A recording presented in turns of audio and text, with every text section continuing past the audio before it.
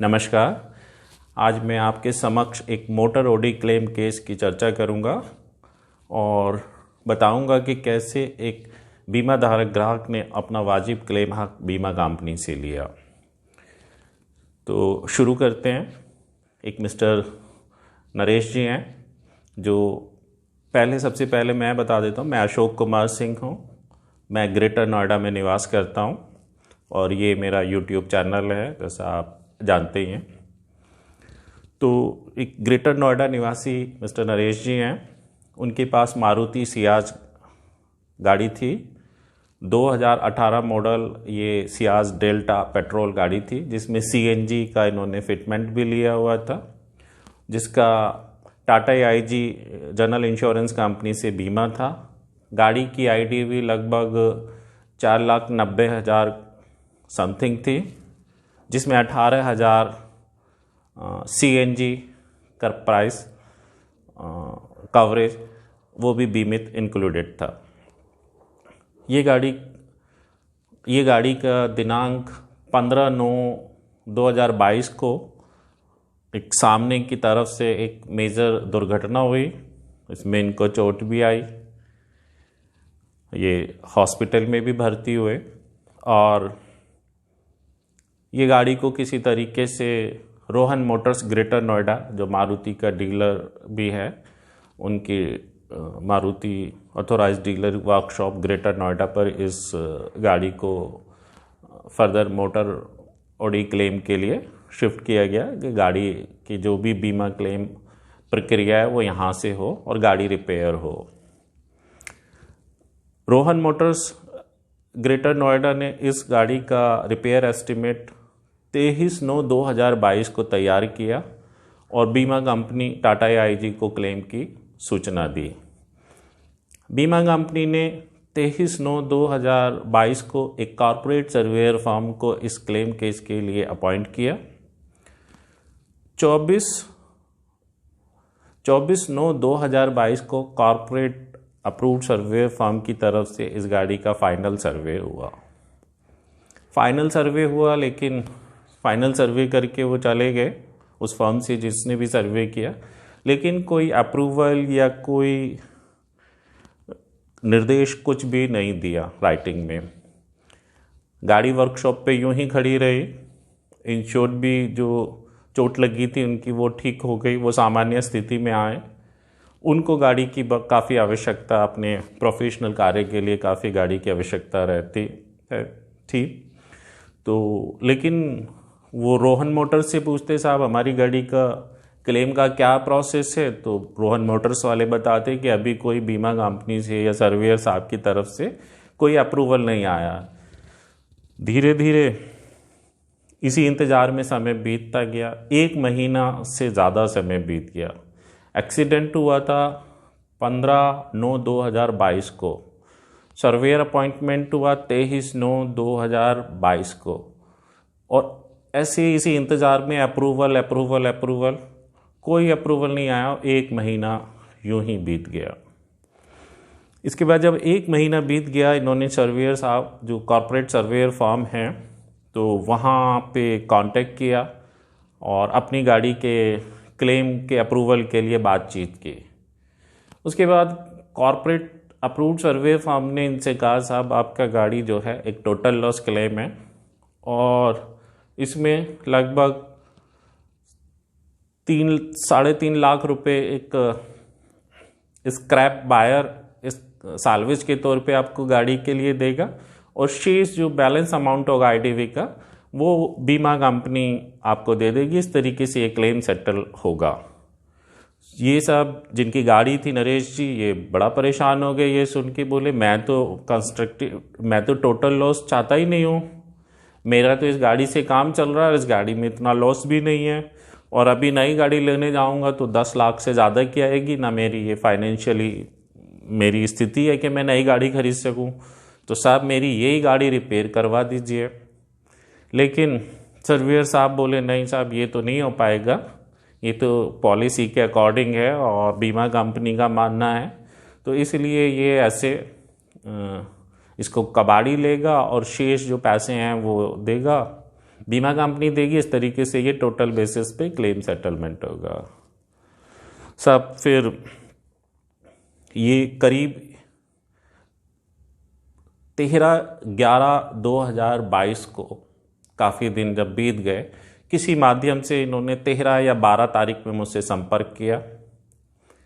तो इन्होंने मुझे पूरी बात बताई। मैंने इनसे पूछा, आपने बीमा कंपनी को मेल लिखी? तो इन्होंने बताया हाँ लिखी तो, लेकिन बोले मैं इतना लिखना, मुझे तो शिकायत करना नहीं आती, कहाँ और कैसे करनी है, तो मैं ठीक से शिकायत नहीं कर पाया हूँ। और मैंने पूछा आपको सर्वे रिपोर्ट कॉपी मिली? बोले नहीं, सर्वे रिपोर्ट कॉपी भी नहीं मिली। मैंने पूछा आपको क्लेम सेटलमेंट ऑफर लेटर मिला, जहां बीमा कंपनी जो सर्वेयर साहब ने आपको बताया है कि ऐसे ऐसे क्लेम सेटल होगा, क्या वो राइटिंग में दिया? उन्होंने कहा नहीं साहब, वो भी नहीं दिया। तो मैंने कहा ज़बानी बात की तो कोई कीमत होती ही नहीं है। आपने भी जो बीमा कंपनी को इंटीमेट किया है, या जो चीज़ें क्लेम से संबंधित हैं वो विद प्रूफ दी हैं, राइटिंग में दी हैं, क्लेम फॉर्म भर के दिया, क्लेम इंटीमेशन की है। तो इसी तरीके से नियम है कि बीमा कंपनी भी जो क्लेम सेटलमेंट करेगी वो राइटिंग में देगी, और उसे ऑफ़र, क्लेम सेटलमेंट ऑफ़र कहते हैं। और मैंने उन्हें बताया approved surveyor claim settlement decide नहीं कर सकता, उसको अप्रूव्ड सर्वेयर को सिर्फ मोटर ऑडी क्लेम में नुकसान आकलन करना है और उस पर रिकमेंडेशन करनी है, वो डिसीजन नहीं ले सकते हैं। तो इसलिए उनका कहने ना कहने से कोई फ़र्क नहीं पड़ता। वैसे भी ये वर्बल कम्युनिकेशन था आपका। इसके बाद फिर मैं और उन्होंने, हमने गाड़ी देखी, वर्कशॉप गए, वर्कशॉप पे गाड़ी देख के इस गाड़ी के लिए लगभग 4.5 लाख रुपए का रिपेयर एस्टिमेट बनाया था वर्कशॉप ने। हमने गाड़ी देखी। नॉर्मली प्रैक्टिस है हमारे यहाँ क्या पूरे इंडिया में कि एस्टिमेट थोड़ा ज़्यादा ही बनाते हैं, जो डैमेज स्पष्ट रूप से दिखाई दे रहे होंगे डैमेज नहीं है उनको भी लिख देते हैं।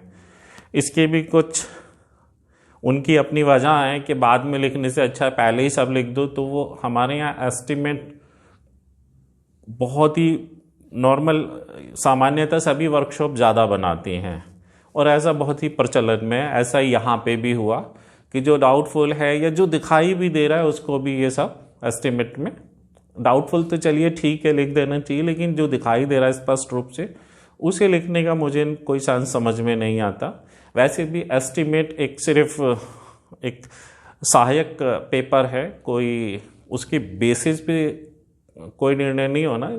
जो निर्णय होना है, जो डैमेजेस हैं एक्चुअल, उनके बेसिस पे डिसाइड करना होता है क्लेम को।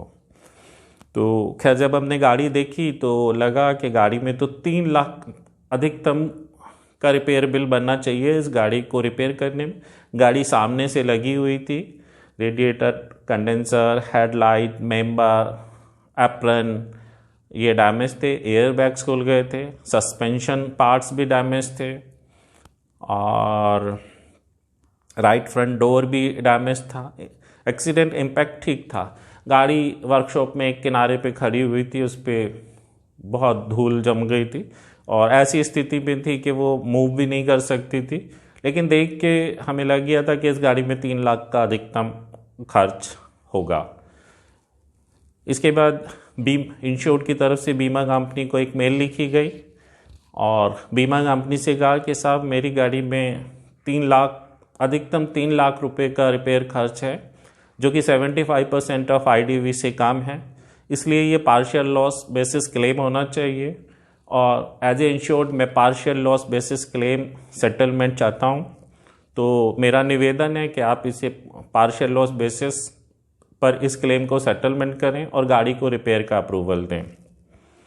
और सब आप जो भी आपका डिसीजन है, जो भी आप जिस बेसिस पे हमें पता चला ऐसे ऐसे सर्वेयर साहब बता रहे थे, तो साहब आप जो भी उन्होंने डिसीजन लिया है तो एक हमें सर्वे रिपोर्ट की कॉपी दीजिए और आपका क्या इस क्लेम सेटलमेंट के लिए क्या ऑफ़र है वो राइटिंग में दीजिए। इसके बाद 15/11/2022 को बीमा कंपनी से मेल पे सर्वे रिपोर्ट कॉपी मिली, वो और ऑफ़र लेटर भी मिला। अप्रूव्ड सर्वेयर साहब ने ये सर्वे रिपोर्ट कॉपी नहीं दी थी, ये मुझे ध्यान है शायद बीमा कंपनी नहीं दी थी। नॉर्मली ऐसा ही होता है, अगर आप ये सर्वे रिपोर्ट कॉपी मांगेंगे तो अप्रूव्ड सर्वेयर जनरली नहीं देते, जबकि उनकी ड्यूटी है कि वो सर्वे रिपोर्ट कॉपी को भी इंश्योर्ड को दें, और अगर मांग रहा है तो बिल्कुल दें। तो लेकिन नहीं दी थी, बीमा कंपनी से मिली।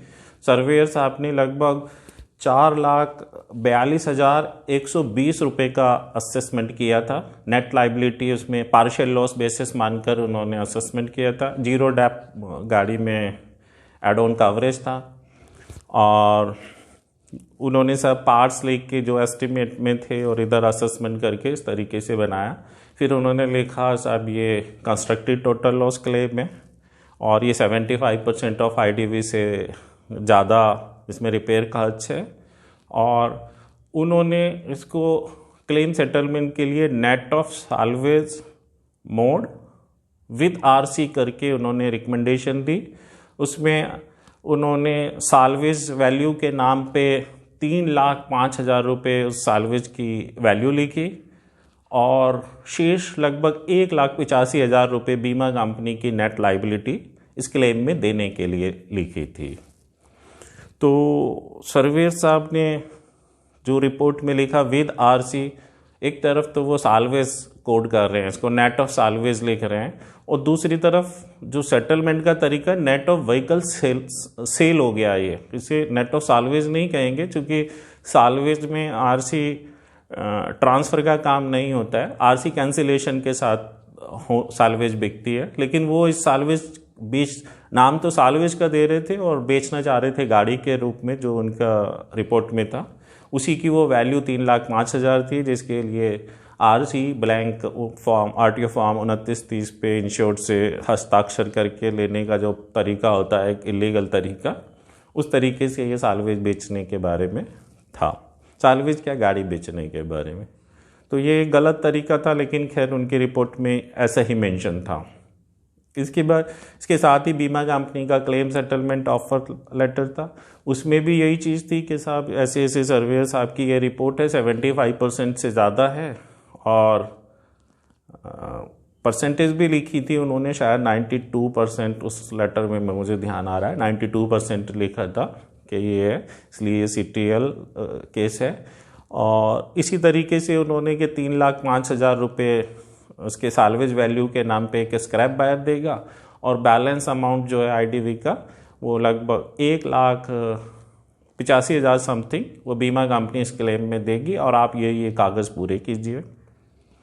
इसके बाद जब हमने देखा हम इस चीज़ से सहमत थे नहीं, तो हमने इंश्योर्ड ने डिसीजन लिया कि वो अपनी जिम्मेदारी पे गाड़ी को रिपेयर कराएगा, और उसके लिए इंश्योर्ड ने एक बीमा कंपनी सर्वेयर सबको मेल लिखी कि मेरी गाड़ी में 75% से कम खर्च है। वर्कशॉप को भी इस मेल में रखा, और मैं अपनी जिम्मेदारी पे इस गाड़ी को रिपेयर करा रहा हूँ, और जब गाड़ी आप बीमा कंपनी या उनके अप्रूव्ड सर्वेयर इस गाड़ी को चेक कर सकते हैं। तो और जब ये रिपेयर हो जाएगी आपको बिल और गाड़ी उपलब्ध करा दी जाएगी, और गाड़ी यहाँ इसी डीलरशिप पे रिपेयर हो रही है। सब वर्कशॉप ने इंश्योर्ड के कहने से गाड़ी रिपेयर शुरू कर दी। इंश्योर्ड ने 1,00,000 रुपये एडवांस रिपेयरिंग के लिए वर्कशॉप में जमा किए ऑनलाइन, और वर्कशॉप से कहा साहब गाड़ी रिपेयर आप कीजिए, गाड़ी का जितना भी बिल होगा वो मैं पे करूँगा। अगर बीमा कंपनी दे देती है तो वेल एंड गुड, ये पैसे आप मुझे मेरे वापस दे देना, अदरवाइज़ मैं इसकी जो भी रिपेयर खर्चे उसकी जिम्मेदारी है वो मैं दूंगा। वर्कशॉप ने गाड़ी को डिसमेंटल किया। गाड़ी डिसमेंटल हुआ तो काफ़ी कुछ हद तक नुकसान का जो है स्थिति स्पष्ट हो गई थी। तो वो लग ही रहा था कि ये 3 से कम में ही हो जाएगा, और उसके बाद धीरे धीरे गाड़ी रिपेयर हुई, और ये 7 दिसंबर 2022 को गाड़ी पूरी रिपेयर हो गई। गाड़ी एकदम फर्स्ट क्लास हो गई। गाड़ी में लगभग 2,88,000 रुपये का टोटल रिपेयर बिल बना, जो 3 लाख से भी कम बना। हमने तो इंश्योर्ड ने 3 लाख रुपये के लिए लिखा था, तो वो 2,88 के आसपास बना।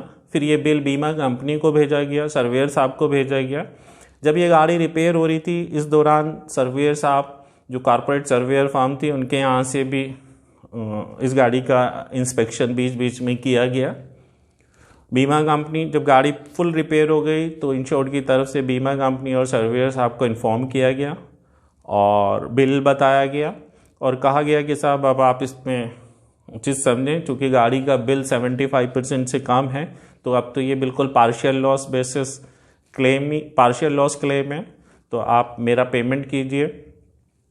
उसके बाद अप्रूव्ड सर्वेयर साहब ने गाड़ी का री इंस्पेक्शन किया, रिपोर्ट दी, लेकिन बीमा कंपनी खामोश होकर बैठ गई। एक दिन बीता, 2 दिन बीता, जब 5-6 दिन बीत गए तो इंश्योर्ड एक दिन 2-3 अपने परिचित लोगों के साथ बीमा कंपनी के ऑफिस पहुंचा और वहां उनसे कहा साहब आप निर्णय क्यों नहीं लेते, जो भी आपको निर्णय लेना है वो लीजिए और मुझे बताइए।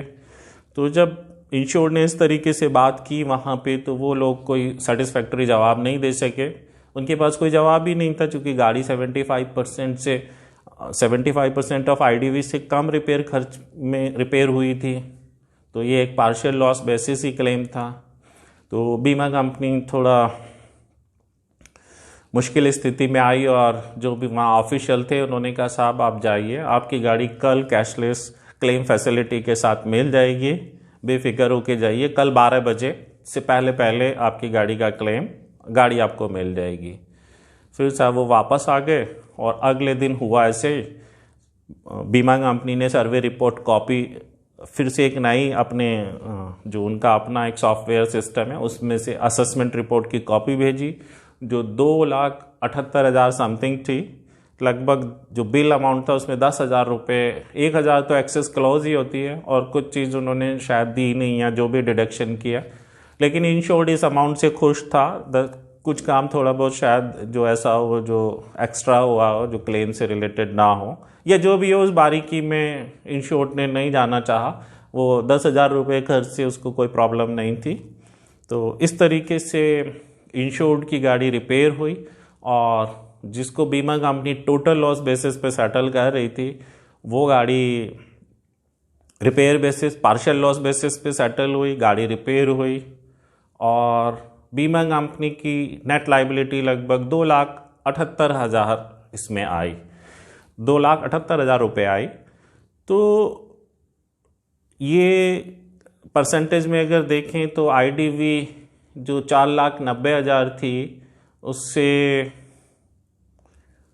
उसके आधे से कुछ ज़्यादा थी। बीमा कंपनी इसको ज़बरदस्ती टोटल लॉस इसलिए करना चाह रही थी, जिस हिसाब से बीमा कंपनी पहले सेटल कर रही थी उसमें उनकी जो लाइबिलिटी जो ऑफर लेटर में लिखी थी वो 1,85 लिखी थी और अब 1,85,000 रुपये अब है 2,78,000 समथिंग। तो इस तरीके से लगभग 90,000 1 लाख रुपए का मोटा मोटा 1 लाख रुपए का फर्क मान लेते हैं। तो 1 लाख रुपए का बीमा कंपनी अगर गलत तरीके से सेटल करती तो 1 लाख रुपए का फायदा होता। इसलिए बीमा कंपनी अपने इस फायदे के लिए जो गलत तरीका है उसको उसकी वजह से इस तरीके से ज़बरदस्ती कंस्ट्रक्टिव टोटल लॉस करना चाहती है। ऐसा इस गाड़ी में कर रही थी, लेकिन इंश्योर्ड ने सही तरीके से इस क्लेम में डीलिंग की और अपना हक लिया। अगर ये जो टाटा या आईजी कंपनी है इसकी वेबसाइट पे आप जाएंगे तो वहाँ लिखा हुआ है कि किसी गाड़ी में अगर 75% से ज़्यादा रिपेयर खर्च है, 75% ऑफ आईडीवी से ज़्यादा रिपेयर खर्च है तो वो टोटल लॉस की तरह डील होता है। ये इनकी जो वेबसाइट है उस पर लिखा हुआ है और उस पर लिखा है कि जो total loss constructive total loss गाड़ी हैं इस तरीके की उनका आरसी कैंसिलेशन के साथ कैंसिलेशन करानी चाहिए, नहीं तो आरसी का मिसयूज़ होता है। चोर लोग जो गाड़ी चोरी होती हैं उनमें भी एडजस्ट करने में इनका इस्तेमाल होता है।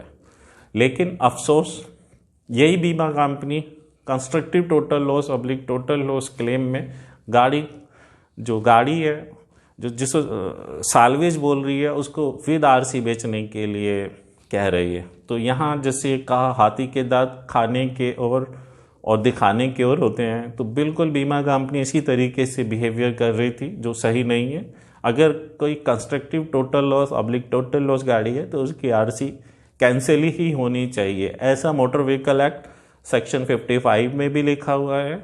और अगर हम जनरल रेगुलेशन 8 या पॉलिसी कंडीशन 3 भी पढ़ते हैं जहाँ क्लेम सेटलमेंट के बारे में लिखा हुआ है या पॉलिसी में, इंश्योरेंस पॉलिसी में, तो वहाँ रैक वैल्यू शब्द है। तो रैक वैल्यू जो है कबाड़ वैल्यू होती है। रैक बेचना और गाड़ी बेचने में फ़र्क होता है। तो यहाँ भी इस क्लेम में बीमा कंपनी नाम तो नेट ऑफ साल्वेज लिख रही है, लेकिन साल्वेज ना बेच के उसको एक गाड़ी के रूप में बेच रही है। तो व्हीकल सेलिंग और साल्वेज सेलिंग दोनों में फ़र्क होता है। जानते सब हैं, लेकिन अपने फ़ायदे के लिए लोग समझौता कर लेते हैं, सही गलत का अंतर भूल जाते हैं। ऐसा ही इस केस में हो रहा था और ऐसा हमारे देश में बहुत सारे लोगों के साथ हो रहा है। तो ये वीडियो बनाने का मकसद ये है, अभी मैं ये लास्ट में इसमें ये सारी जानकारी जो फ़ोटोग्राफ्स हैं इस गाड़ी के वो मैं आपको शेयर करूँगा। तो अगर कभी आपका सामना या आपके किसी जानने वाले का सामना ऐसी स्थिति से होता है तो आप होशियारी से, समझदारी से, जानकार बन के इसको डील कीजिए और आप बहुत उम्मीद है कि आपको न्याय मिलेगा। तो अब इस वीडियो को मैं विराम देता हूँ। नमस्कार, फिर मिलते हैं।